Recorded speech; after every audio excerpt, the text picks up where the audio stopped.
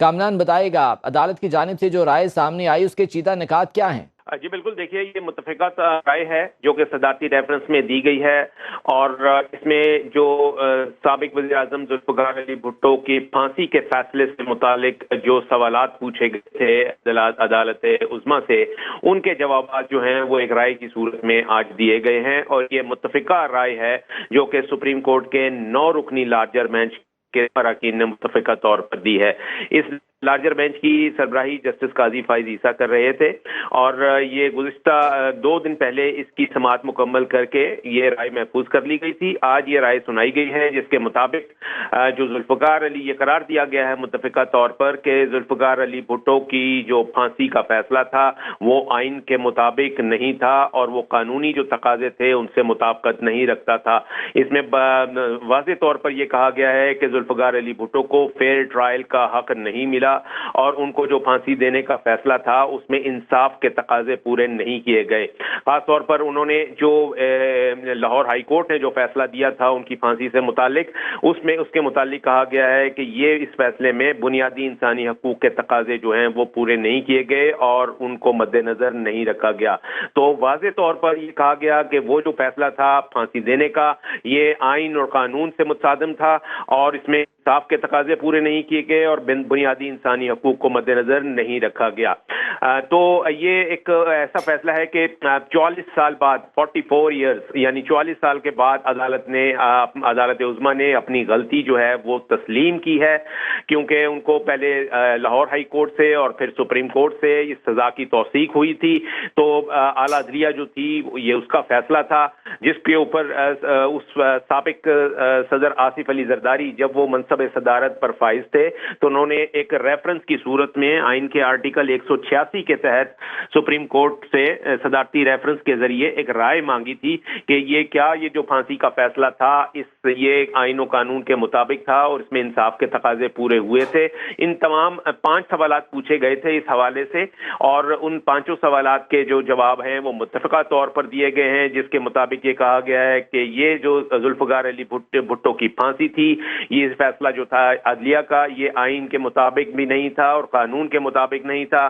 اس میں ذوالفقار علی بھٹو کو fair trial کا حق نہیں دیا گیا، نہ تو انصاف کے تقاضے پورے ہوئے، اور نہ ہی کہا گیا کہ آئین میں ایسی کوئی گنجائش نہیں ہے کہ فیصلے کو کالعدم قرار دیا جا سکے، یعنی کہ وہ فیصلہ تو کالعدم نہیں ہوا لیکن اس پر سپریم کورٹ نے اپنی غلطی کو مانتے ہوئے ایک رائے دے دی ہے، یہ صرف تاریخ کا حصہ ہوگی۔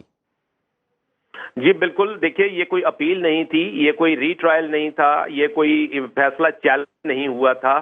صدارتی ریفرنس میں یہ ہوتا ہے کہ جو آئین کا آرٹیکل 186 ہے وہ یہ کہتا ہے کہ صدر مملکت اگر کسی معاملے پر سپریم کورٹ سے کسی بھی معاملے پر رائے لینا چاہیں تو وہ سپریم کورٹ کے میں ریفرنس دائر کرتے ہیں، اور اس کے اوپر پھر سپریم کورٹ جو ہے اپنی ایڈوائزری جورسڈکشن استعمال کرتے ہوئے اس پر اپنی رائے دیتی ہے۔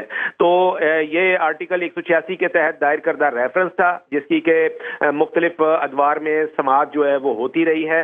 کئی سالوں تک کئی برسوں تک یہ معاملہ جو تھا سپریم کورٹ میں بھی پینڈنگ رہا۔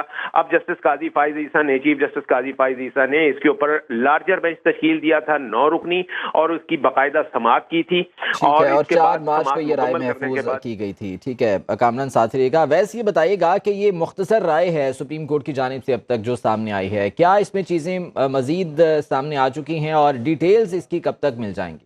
جو ہے 9 رکنی لارجر بینچ کی جانب سے محفوظ رائے جو ہے وہ سنائی گئی ہے، اور ابھی جو ہے یہ شارٹ رائے ہے اور یہ بڑی محدود ہے، اور اس کے بعد جو تفصیلی جو ان کا متفقہ رائے ہے وہ متوقع ہے کہ آج شام تک یا کل تک وہ سنا دی جائے گی۔ لیکن اس میں یہی بتایا گیا ہے کہ چیف جسٹس جو ہیں قاضی فائز عیسیٰ، ان کی جانب سے یہ رائے دی گئی ہے کہ جو ذوالفقار علی بھٹو کا جو ان کے خلاف جو کارروائی ہوئی وہ آئینی نہیں تھی، اور ہم جو ججز ہیں ان کو بھی آئین اور قانون کے مطابق فیصلے کرنے چاہیے۔ صدر آصف علی زرداری جو ہے انہوں نے 2011 میں یہ ریفرنس دائر کیا تھا، اور آج جو ہے وہ 9 رکنی لارجر بینچ کی جانب سے یہ متفقہ رائے دی گئی ہے، اور اس میں یہ بتایا گیا ہے کہ جو ذوالفقار علی بھٹو کو فیئر ٹرائل کا موقع نہیں ملا۔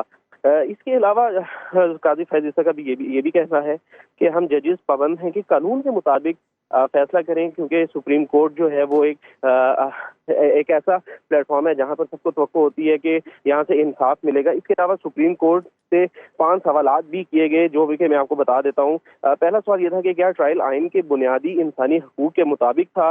इसके अलावा दूसरा सवाल था क्या फैसला अदालती नज़ीर हो सकता है। तीसरा सवाल था क्या फैसला जानिबदाराना नहीं था। और चौथा सवाल कि क्या सजा कुरानी अहकामात की रोशनी में दुरुस्त है। और पांचवा सवाल था क्या शाहिद सजा सुनाने के लिए काफी थे।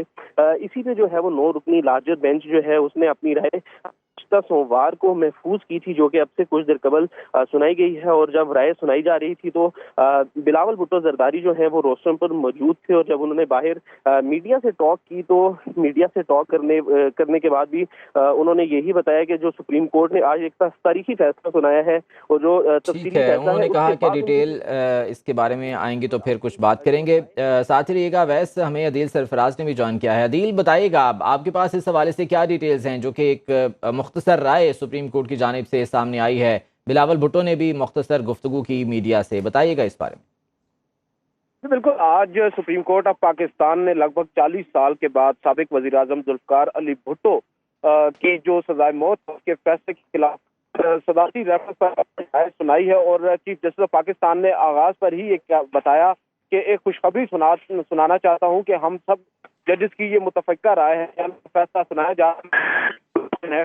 उस फैसले में अब ये करार दिया है सुप्रीम कोर्ट ऑफ पाकिस्तान ने कि जुल्फकार अली भुट्टो को फेयर ट्रायल नहीं दिया गया और ना ही जो ड्यू प्रोसेस है, जो दुरुस्त तरीकाकार है, वो अपनाया गया है। इसमें अदालत ने अब ये वाजे कर दिया है कि लाहौर हाई कोर्ट की भुट्टो केस में कार्रवाई बुनियादी इंसानी हकूक के मुताबिक नहीं थी। और लाहौर हाई कोर्ट की भुट्टो केस में जो कार्रवाई थी उसमें उन्होंने ये भी बताया कि इंसाफ के जो तकाजे हैं, जो फेयर ट्रायल के तकाजे हैं, वो पूरे नहीं हुए। सजा आइन और कानून के मुताबिक नहीं थी। और दूसरी जानिब ये बताया गया है कि भुट्टो ट्रायल में दुरुस्त कानूनी रास्ता नहीं अपनाया गया। ये आज 9 रुकनी लार्जर बेंच ने राय दी है। 9 रुकनी लार्जर बेंच ने ये राय सुना दी है। बहुत शुक्रिया। अदील सरफराज हमारे साथ मौजूद है। अवैस मुगल आपका बहुत शुक्रिया। कामरान खान हमारे साथ मौजूद थे, आपका भी बहुत शुक्रिया।